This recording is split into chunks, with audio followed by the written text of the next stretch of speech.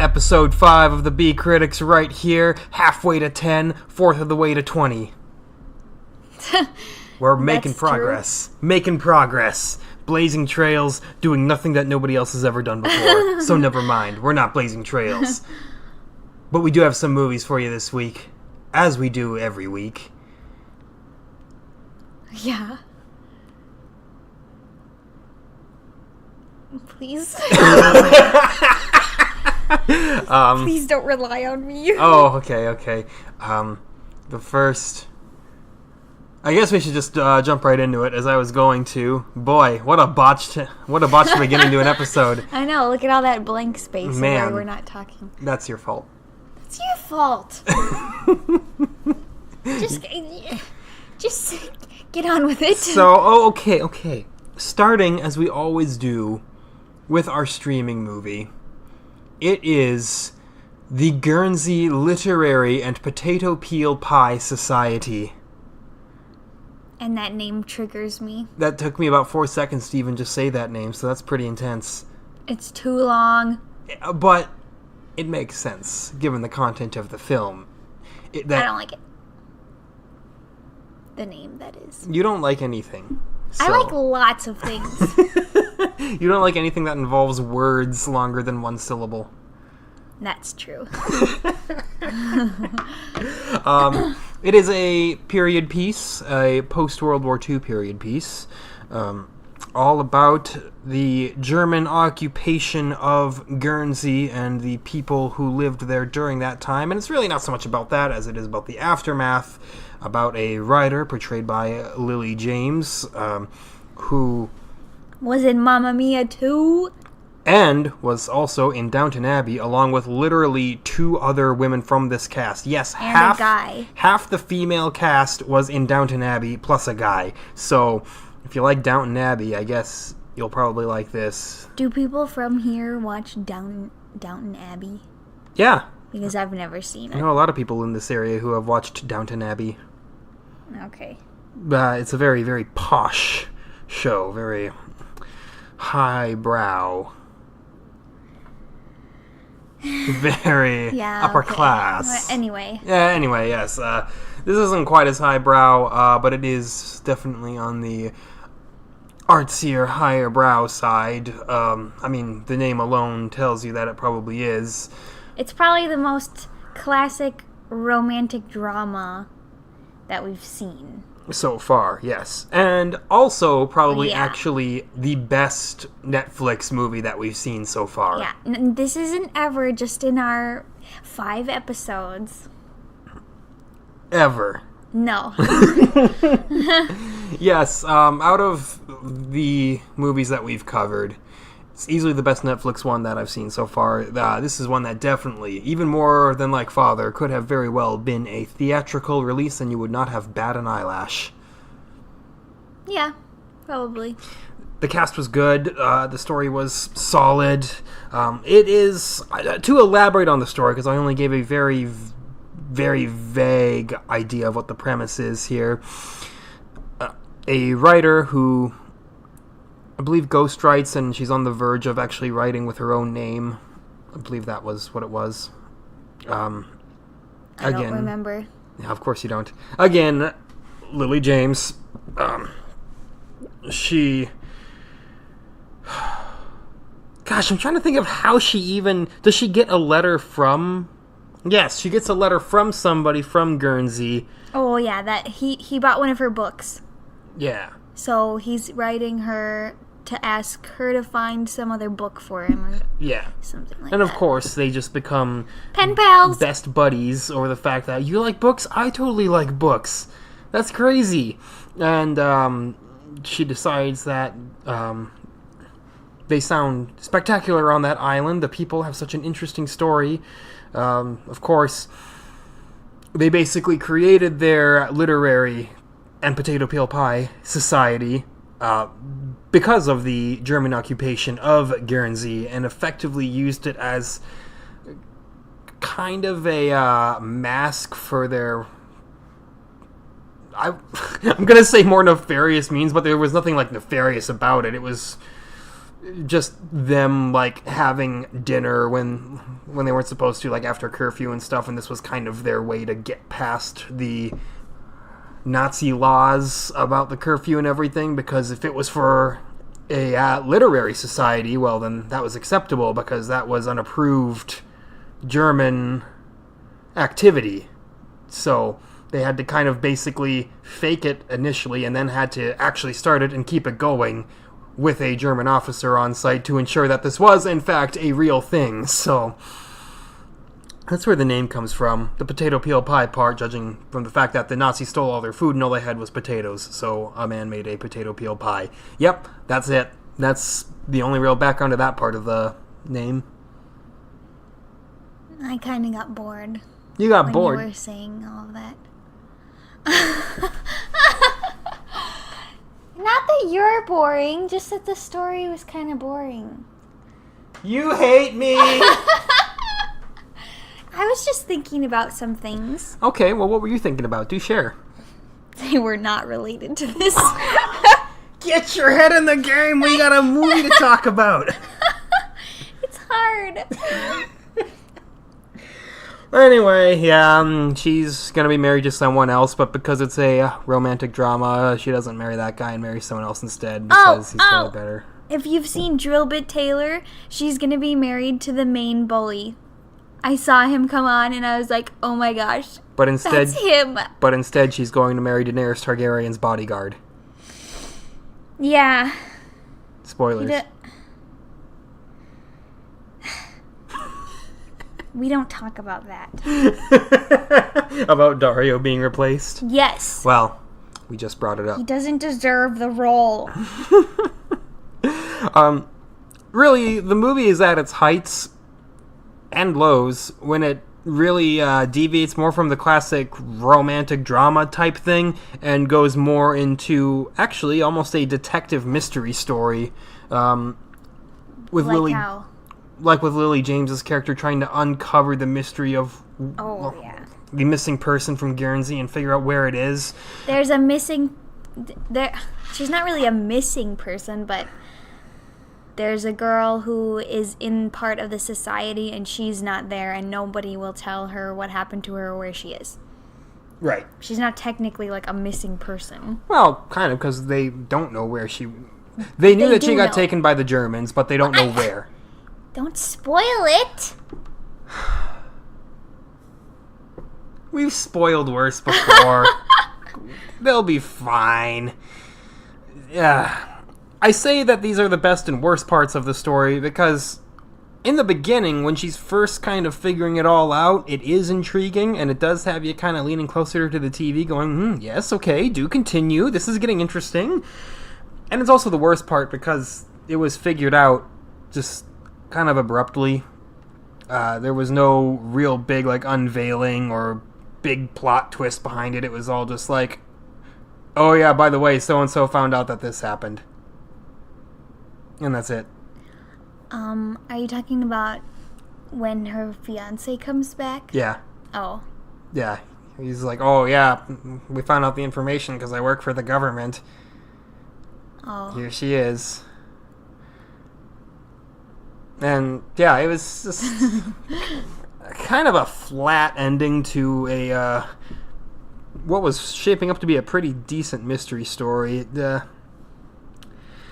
which was a real shame because this is the kind of movie that the way it's made and the way it's crafted and the way that it's acted and everything about it feels like it could be something really, really good, but it just kind of fizzles a little bit. The classic romance movie tropes start flooding in at the end. It's all the same. Oh, yep, saw that coming. And they do it in the safest way possible. Oh, yeah. Exactly. It's like, no, her fiancé doesn't, like, rage out on her and freak out or anything. She doesn't cheat on him during that time or anything. It's just a very polite, I don't want to marry you. And then, oh, okay, I'm disappointed, but okay. Yeah. And that's it. It's like... Paul told me he wouldn't react that way if I did that to him. No, I said that would probably be Oh, no, I said I would probably, I wouldn't rage, but I would probably be pretty dang salty. I mean, I think most people would be if they're like, hey, will you marry me? And then the girl's like, yes. And then, 2 weeks later, she's like, actually, no. Because then you got your mind all set on it, you're all jazzed, you're all happy, and then, boom, blue-balled. Well, like he said, he can get someone better than her anyway. It's true. No, she was a pretty good person. He totally lavished her, and she didn't even care. Mm-hmm. I'd have been like, yeah, give me it all. Yeah, whereas, nope, she just preferred the pig farmer. I will say, the actual Isle of Guernsey itself, I don't know where they shot all that, but, man, there were some gorgeous shots on that island. Beautiful landscapes, some gorgeous old buildings, just imagery that really made me feel warm inside. I don't really remember that. You don't remember anything about this movie. You may as well have just not watched it. We watched it like a week ago. A whole week ago? Oh, no. I've watched lots of things since then. Yeah, but you've only watched one Guernsey Literary and Potato Peel Pie Society. Yeah. So? How many things have you watched with Lily James in it since then? None. Uh-huh. And how many post-World War II movies have you watched since then? None. It's looking like this one stands out. Not really. It's just... I mean, it's fine to watch. It's not boring or anything. Even though I bored you during my explanation of it, and then you said that the story was kind of boring. Well, it kind of is, but I mean, when you're watching it, there's enough going on the screen to keep you interested. Mm-hmm. I wouldn't watch it again, is what I'm saying. Dang, harsh. Well... I mean, I generally don't watch movies again, even if I love them a lot, so, I mean, that's me. I don't like romantic dramas set back in time like this way most of the time. If we're talking about Titanic, I love that movie. Titanic was a little more modern then. Actually, no, it wasn't. No, it wasn't. it wasn't. You're right, it was older. It was older. I was thinking of when it was released, and I was like, oh yeah, Titanic was 1992, something like that. That still doesn't make it. I don't know what you're thinking. It's No, the Titanic. I just had a real brain fart there. I don't know why people love Titanic so much. I don't like these English type of movies like Pride and Prejudice and stuff like that. I don't like them. And this is kind of like that. It's a little more lighthearted than Pride and Prejudice, I'd say. Right, which is why I was like, oh, okay, whatever, but I'd prefer not to watch that. Well, aren't you just snobby? I guess, yeah. Wow, wasn't expecting you to just take it. Oh, I see. So overall, yeah, pretty well acted movie. Enjoyable for the most part, if you're into that kind of thing. I mean, obviously I'm not exactly the explicit target demographic for the type of movie either. I am, and I didn't like it. Yeah, but again, I'm special. You don't like anything. I like lots of things. Okay. Well, with that... Okay. Yep, I'm just gonna agree and move on here. The next movie... Next!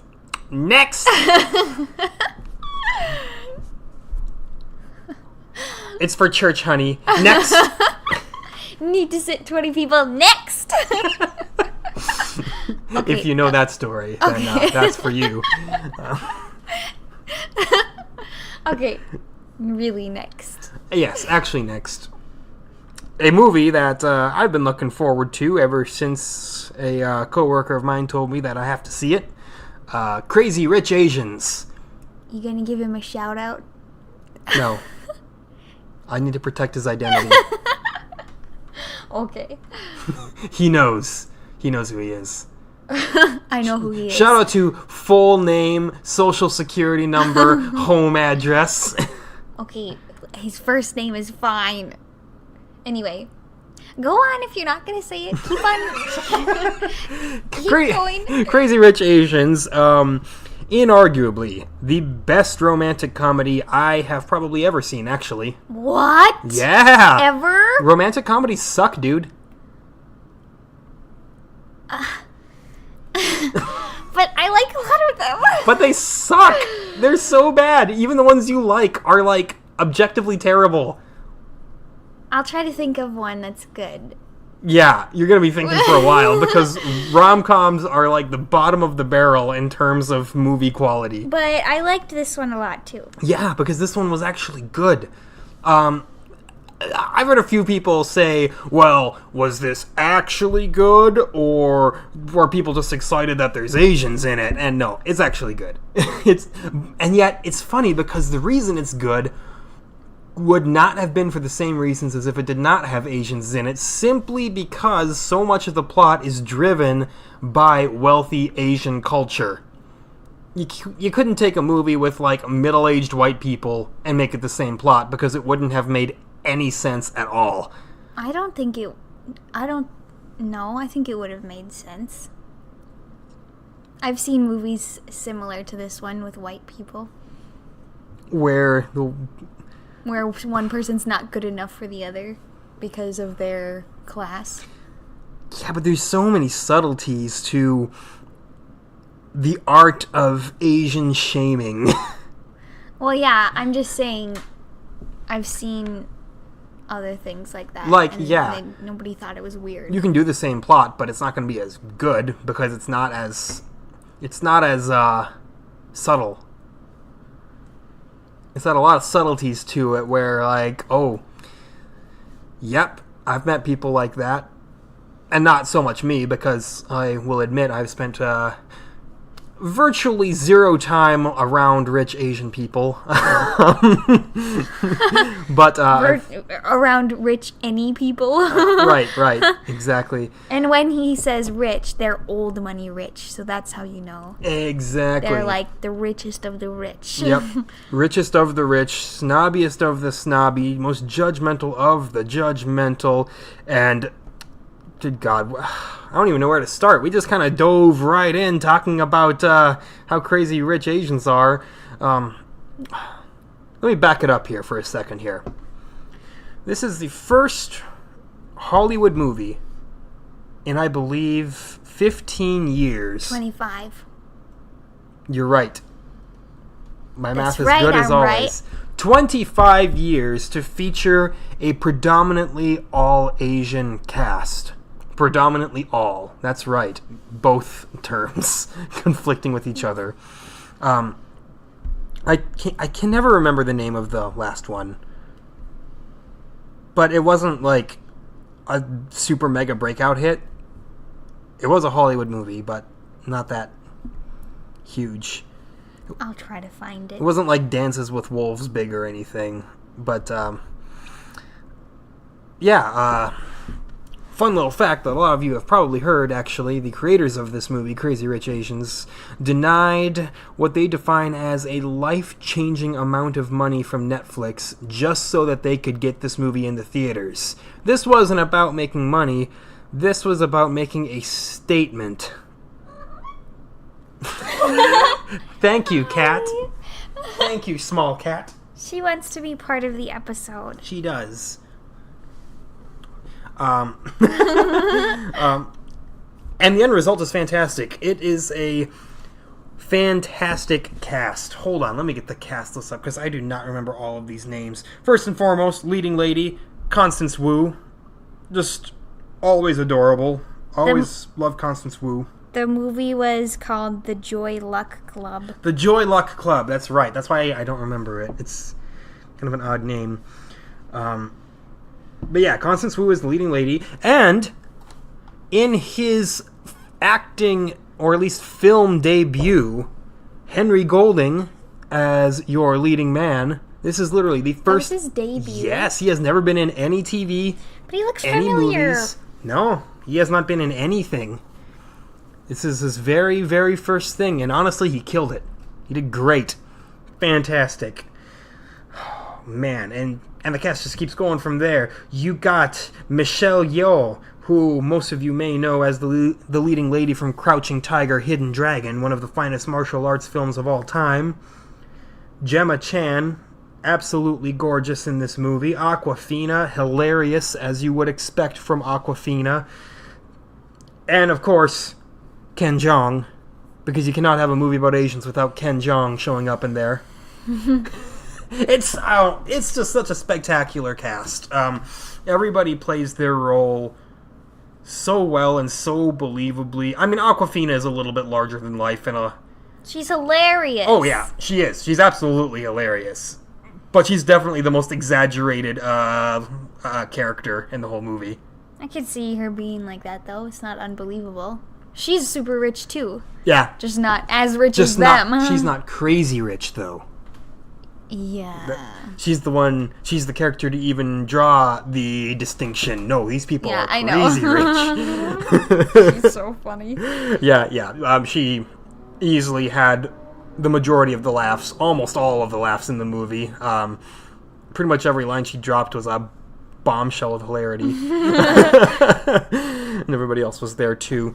But yeah, basic overall plot. Henry Golding's character is dating Constance Wu's character. I'm not gonna use their film names because you'll all lose track immediately. I'll lose track immediately. You know, whenever you use character names instead of actor names, people are like, wait, but who's that character again? So if you just say the actor name, it's a little bit easier to keep track of. Because people know the actors, generally. Oh, whatever you say. You know what I'm saying? Sure. You know what I'm saying? No, I'm saying. What's his name? J-Rock. Yo, J-Rock, no, I'm saying. Okay. This is now a Trailer Park Boys podcast, by the way. Episode 1 of Trailer Park Boys, fantastic. Love the whole... Yeah, okay. You don't even remember what's... No, I know what happened. It was Julian facing off against... what's his name? He was just in that last episode. Oh. The guy in the red car? Yeah. Cyrus. Yeah. Julian Cyrus. Crazy Rich Asians, though. Yes, Henry Golding is dating Constance Wu, and Henry Golding decides it's time to take her all the way to Singapore to meet his family. For his best friend's wedding. Yes, for his best friend's wedding, which is basically the equivalent of the royal wedding over there. Everybody wants to be at it. Anybody who's anybody is going to be there, as long as you're, crazy rich. And he fails to tell her any of this until they get there. Right. She has no idea that his parents are rich, that his whole family is rich, that all his friends are rich. She just assumes he's some dude. Yeah. And nope. As it turns out, old money rich Asians can be a pretty nasty bunch of people if you're the wrong person in the wrong scenario, which she very much was. Oh! You know what? What? I just thought of an example. Of a good romantic comedy? No. You still can't think of that. Shut up. Of this same story with white people. What? Gossip Girl! Gossip Girl is nowhere near the quality of this, though. I'm just saying it's the same kind of idea. Yeah, but They're all super rich. They don't like Dan. Wildly different execution, though. But it's the same story. Yeah, but my main point was that it's the nuances of Asian culture that make this movie click so well with that story type. Right, but you also said it wouldn't be believable if it weren't Asians. And you know what? It was. I wouldn't call Gossip Girl the most believable. Gossip Girl! I'm still upset that Rufus wasn't Gossip Girl in the end. No, Rufus is precious. Rufus understands when he has to get shit done. He was a little unreasonable, actually, sometimes. Right. Therefore, XOXO, Rufus Girl. No. Anyway, that's my example. And don't diss Gossip Girl. So, yeah, we can draw parallels to Crazy Crazy Itch Raisins. Crazy Rich Asians. We can draw Gossip Girl parallels, and apparently we can get Trailer Park Boys in the mix as well. I'm sure that won't be the last. We'll find something else to screw up our lives with. What? My life is a mistake. What? Screw up our lives with? Yeah, exactly. Look! Oh! Yeah, 2018. After. Look! What? He's gonna be in A Simple Favor with Blake Lively. You know what Blake Lively is from? Gossip Girl. They never stop.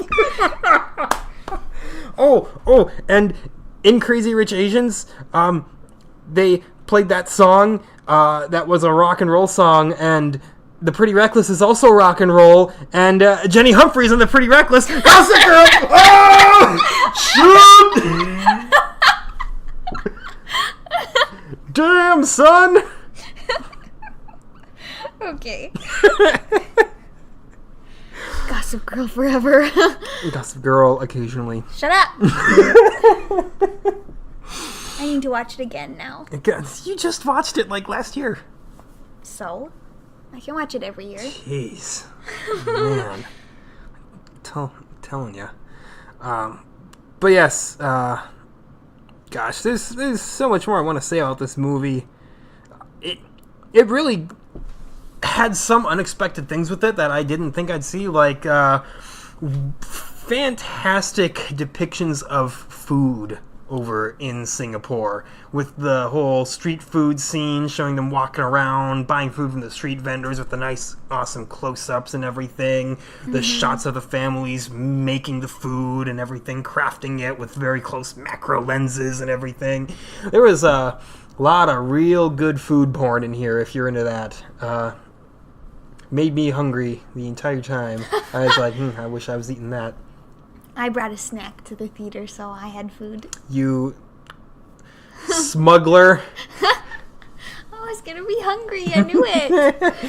What do you mean you didn't want to spend $17 on a single Snickers? I did want some popcorn. Yeah, but that's expensive. Yeah, so I had Chex Mix. Anyway, pretty sure I started eating that right after that food scene. See? And you probably wouldn't even have liked any of that food, and it still made you hungry. Well, it's food. All right, exactly. Food is food. All food is good, except for Well, eggplant. what were we talking about? Oh yeah, food. Literally, what we were just talking about is what we were talking about, and it was food. Yeah, great food scenes. Great fancy shots of Singapore all over. That's a country that I would not mind visiting once in my life. It had a nice tearjerker moment. Which tearjerker moment? The wedding. Oh, yeah, dang. Yeah, that was... The wedding was amazing. Just, I mean, of course, lavish as you would expect. Just beautiful venue, ridiculous walking down the aisle scenes. The music, the looks. Mm-hmm.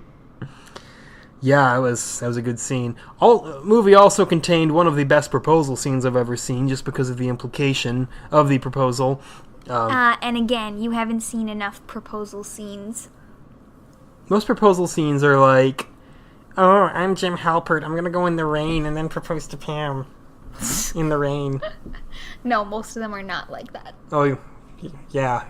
You're right, most of them are like, oh, we're on this fancy beach. I'm gonna pull out a big old diamond right here and put it on your wrist. Wrist? Because it's too big to fit on your finger. Yeah, I wish. You don't even like diamonds. They're pretty. I thought it was a fantastic proposal scene. Well, because of the scenes building up to it. It was. Thank you. Thank you for agreeing. I'm just saying, don't go the most.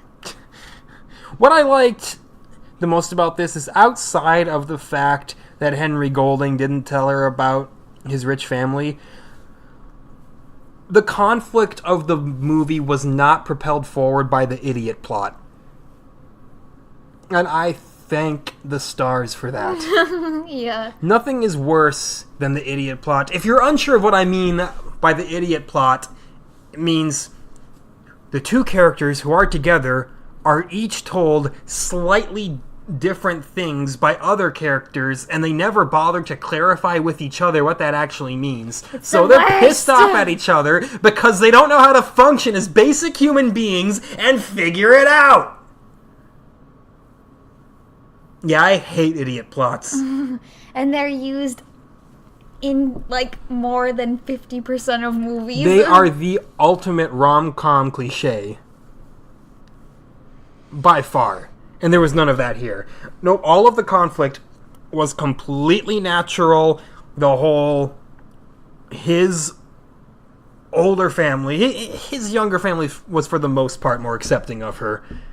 As is, again, mirroring real life there. Younger Asians are a little less intense about that kind of thing than the older ones are. But all of the conflict was driven purely by that. And there were a couple younger ones that pulled some shit too. It was a lot of just kind of struggling through, watching this poor woman just try to survive these cruel, cruel people. And every time you think someone's going to turn around, they don't.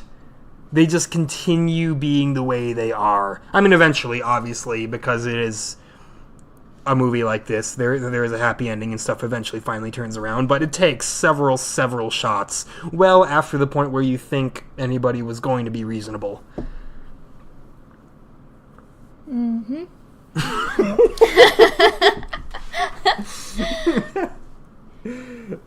You carry the show. I said it before. Yeah. I was gonna say something, but then I'm sorry. got lost. No, it's not your fault. It was my fault because I'm trash. I gotta say, shout out to the one character who cheated on his super rich model wife because he didn't feel important enough. Loser! Idiot! Oh no, my wife's super pretty and makes a lot of money, and I'm just a commoner. That's what he seemed like. Yeah, you'd be mooching off me all day long. Damn right I would. I'd do the same. I'd be like, you went shopping without me? Yeah.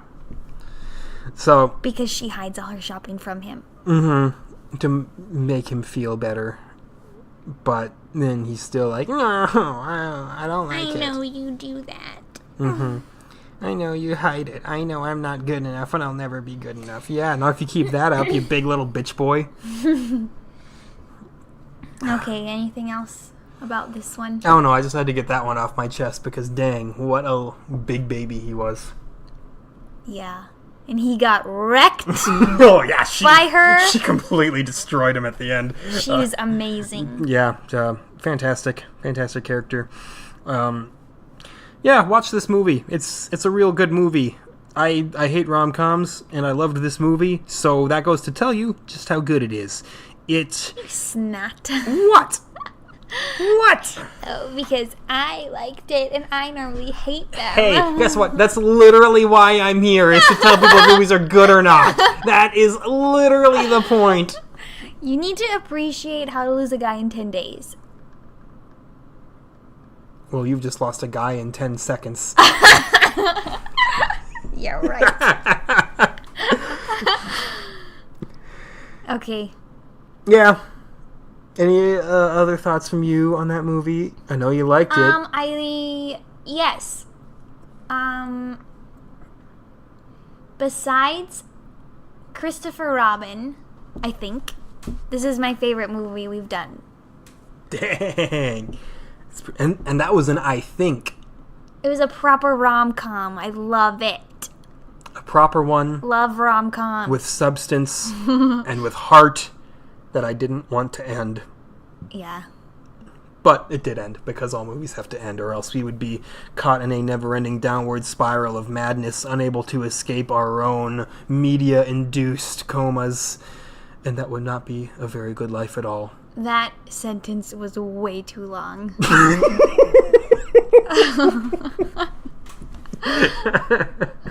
That's what I was going for. I was trying to go longer, but I'm glad.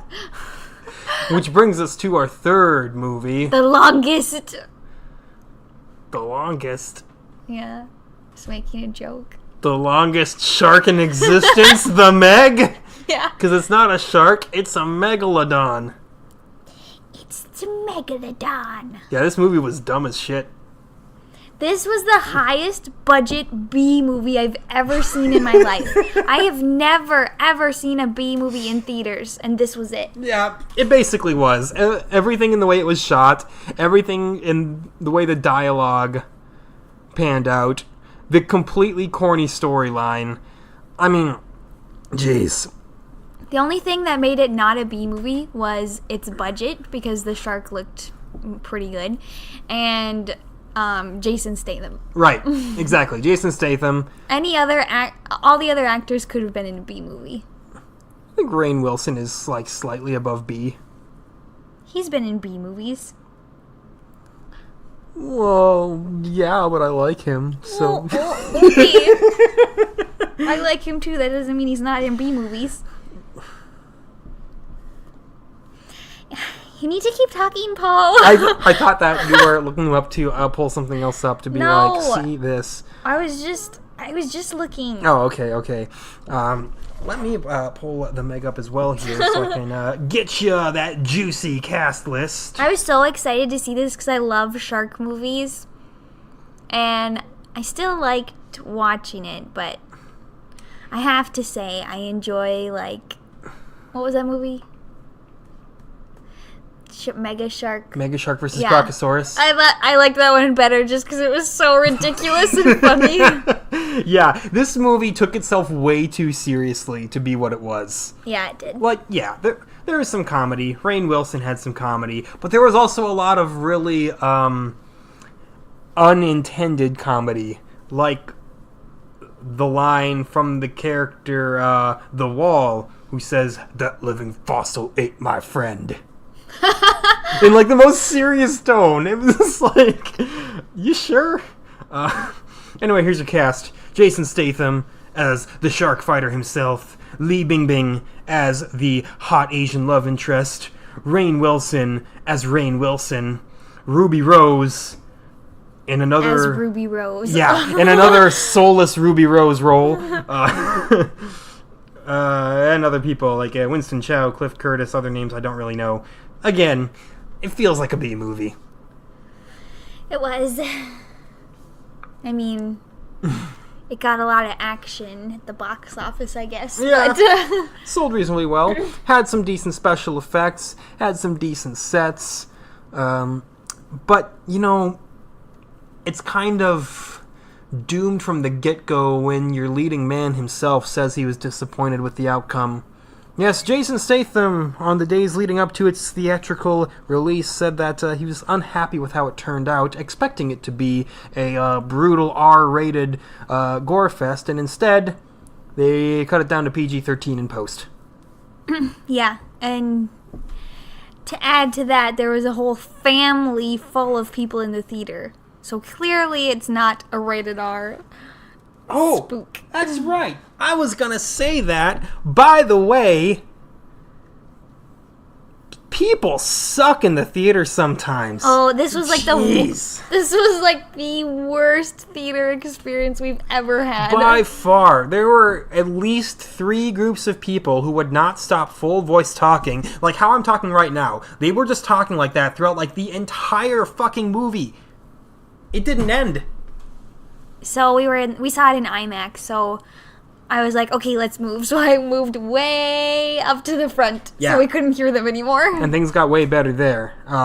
There was still a group in front of us that occasionally talked, but I can take occasionally over the constant non-stop droning. I shot a couple glares back at them, and they'd stop for like a minute or two, and then they just keep going again. It's like... I swear they had like 10 people in that family, and they, like, once every 5 minutes, 2 of them would leave the theater and then come back in for whatever reason. I don't know. Yeah. Little kids having to go to the bathroom or something. Like, gosh, Like, I don't mean to be a total, like, killjoy or anything, but damn, when you're that obnoxious and loud that consistently, it really does just ruin it for everyone else. So there's your PSA. If you're going to see a movie, be a decent human being and don't be a complete and utter trash bag. Yeah. Because, dang, that was miserable. So that's how the beginning of the movie went. So I don't remember a lot of it because I was so annoyed. Yeah, I was kind of pre-tilted going in by the talking groups. Is like I couldn't focus on enjoying the shark stupidity in front of me because of everything going on behind me. So, anyway, if you're listening, and go die in a hole. Your stomach growling? No, that was a weird throat crawl thing. I was like, but it wasn't my stomach. I don't know what it was. I could use some food. You just ate. You literally just ate. Not a lot. Okay. I was gonna say something about... Oh, yeah. Okay. Put your head up. I'm listening. They didn't show enough of the shark in proportion to regular people. They showed little shots of him here and there and like flashes, and I wanted to see the whole megalodon right next to a bunch of people for more than 2 seconds so I could see how big it was. Yeah, the actual action shots completely contradicted the point of having a movie about a megalodon. It's like, this is supposed to be the king of all sharks, the hugest of them all, this ridiculously powerful, large thing. And it was big, but they didn't really get the chance to drive home how big it was. I'm talking like, what they should have had is like a slow-mo shot of it like jumping over a ship or something. That would have been a good shot. Yeah. But instead it's just kind of like, oh, it's underwater and you can kind of see its shadow underneath the ship. And it jumps out like two or three times or 4, I don't know. But they're really fast, so you, like, if you blink, you miss it. Yeah. I mean, Jason Statham was definitely larger than one of its teeth, so that was the first problem. I wanted this shark to have like jaws the size of his entire torso was what I wanted, and that was not what I got. Jaws as in teeth? Yes. Because that's just not gonna happen. Why not? Teeth the size of him? Yeah. Make it excessive. You're already making a dumb movie about a giant shark. Just go overboard with it. The shark that they made is already big enough to swallow a whole regular shark whole. Yeah, and you know what? I didn't come in this for some weak-ass regular sharks. I came in this for something ridiculous. Don't even point out what I just said. You have more talking issues than me right now. I'm also saying, 450% more than you are, so get off this.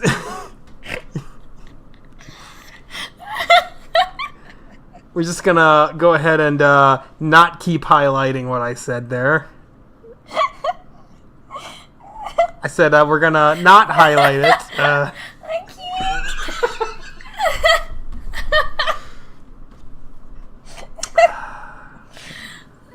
I'm trying. It's like when we went through the drive-thru and you ordered a milk steak. I just ordered a chocolate milk steak.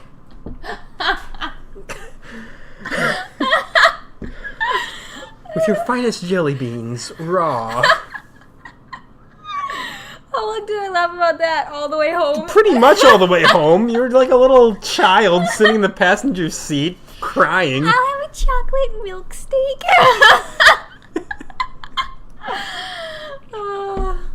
Okay. What were we talking about? I don't even remember. Yes, the size. Okay. The size of the shark. I think it could have been bigger. Yeah. I'm sure it was big enough, it just didn't show it enough. Right. It wasn't driven home. Yeah, you... I can't. What are you, 12? Yes. Gosh. Can you hear this? This is ridiculous.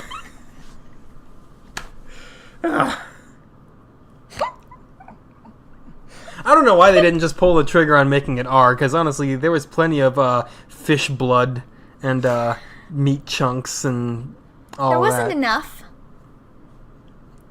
There's always room for more. He ripped the entire thing open from top to bottom. It was all in the water. Yeah, so all the blood could float all over. Spoilers!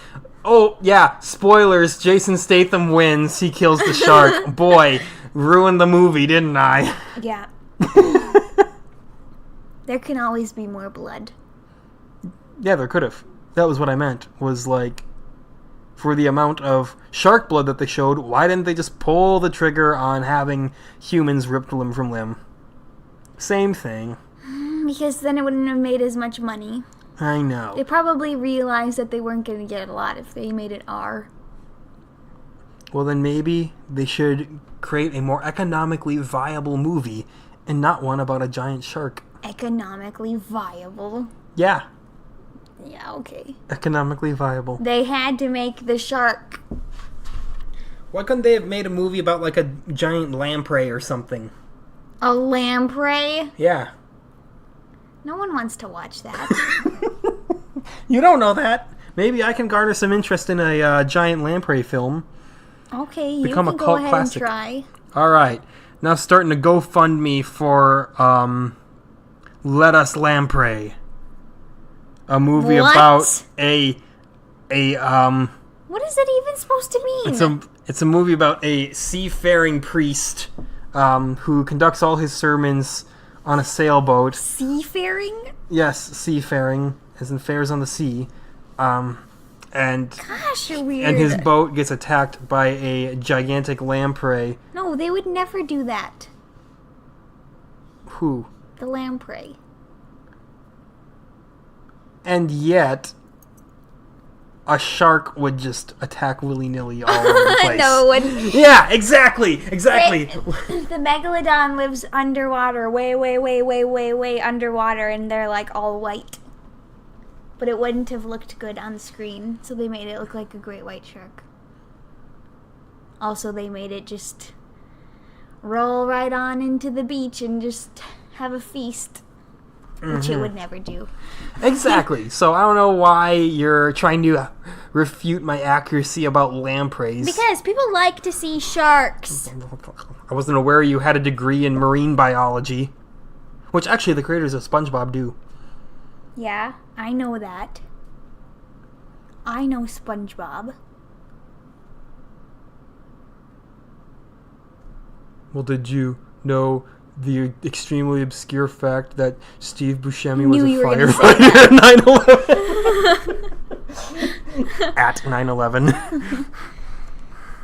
Okay, what else? What else you want to say about this? Or anything? I guess I can't really complain too much because in the end I did get to see Jason Statham fight a shark hand to hand, so that was pretty cool. Rainn Wilson's character was all like kind of a dick, but not like a mega dick. Not enough of a dick to where I loved seeing him die, but enough of a dick to where he was annoying.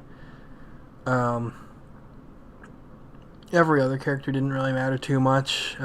Rip that one guy in the very beginning of the movie who wrote his death note to his wife, and then everybody that he gave the note to wound up dying too. So that was it, like right in the beginning. But now that you say the beginning, they had like a super pointless beginning, just like Skyscraper.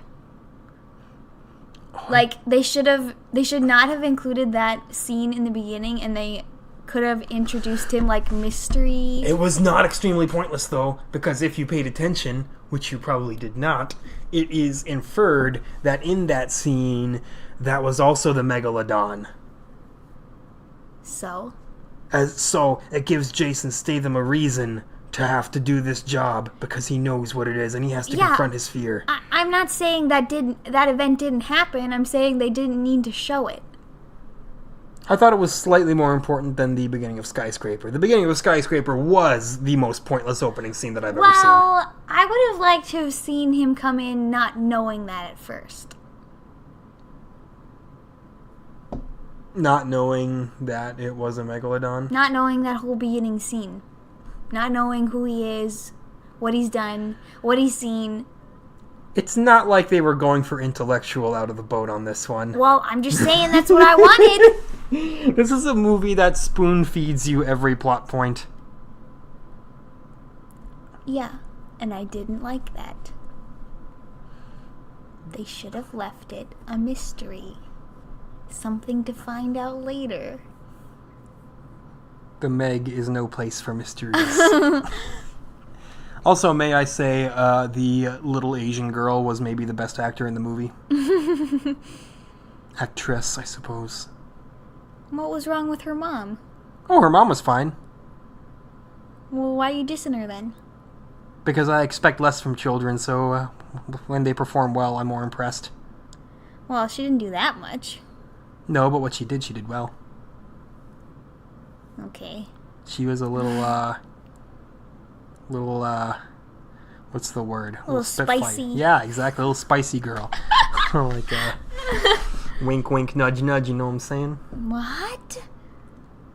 As in, that's what she was doing the entire time with Jason Statham. She's all like, Oh, yeah. my mom's hot, huh? Yeah. Yeah.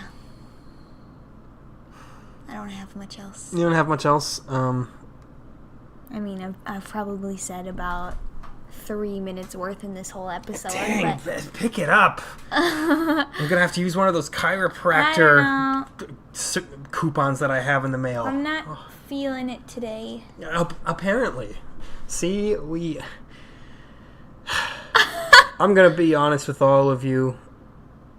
We recorded this right before we uploaded it on Tuesday night, so we're a little bit out of the regular swing of things. Things happened, and this is the result.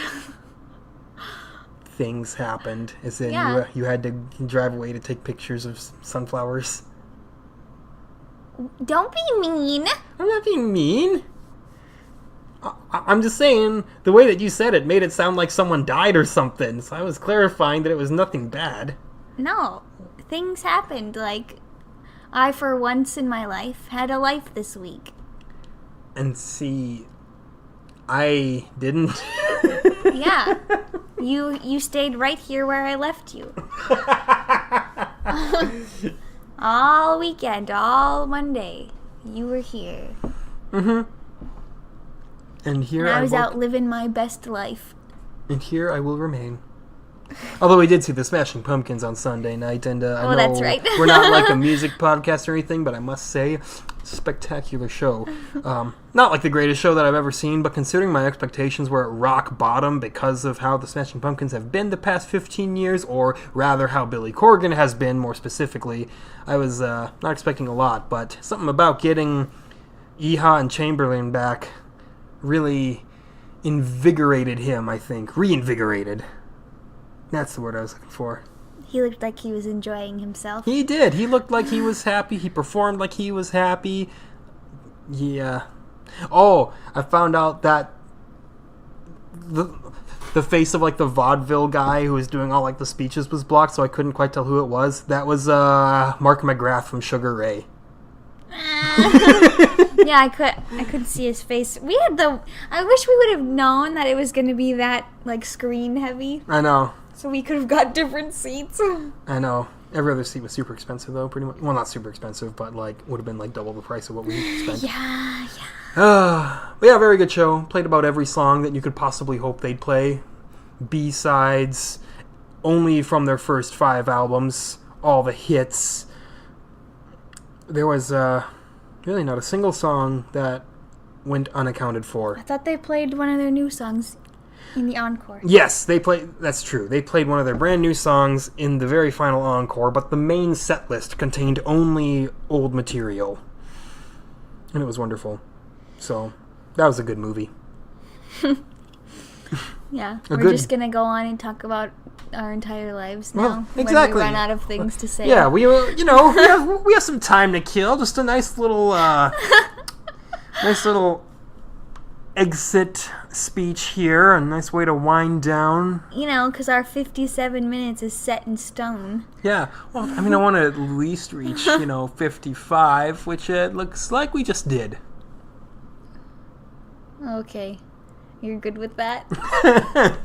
I suppose so. So, yeah, those were your 3 movies for the week. The Guernsey Literary and Potato Peel Pie Society, Netflix, Crazy Rich Asians, fantastic. The Meg, but, it's what you expect. It was fine for what it was, which was dumb. But, if you like B movies, you'll like this. and even then, you might not, because it's not quite corny enough or quite cheap enough to be that's classic B true. movie. I even said that myself, didn't I? Yeah, it was like That's right. too serious to be a real B movie, but I don't know. It was fine again. Too B to be A, too A to be B. Yeah. Not looking forward to next week at all. We got a pretty dry lineup next week, but we'll get to that when we get to it. We won't have you people all worrying yourselves about what kind of slosh we have to sit through, but it'll be our least downloaded episode. Probably. Yeah. Every episode is our least downloaded episode. That's true. We're just going down. We have 7 fans. And we know them all. Yup. Okay. Yeah, that's all I've really got. If you have friends who you think would enjoy this, please tell them to listen to it, please. Or else I'll cry. Hey, we have to make some attempt to self-promote this monster. I know. Our people will never listen if we just keep the files on your local computer and listen to them ourselves every now and then and never release them to the public. I mean, we're not quite that We're not bad. doing that. I know. Yeah, so as always, thank you for listening. Have yourself a jolly green night. Whoa, 57. 57 minutes. You heard it here. And done. Good night.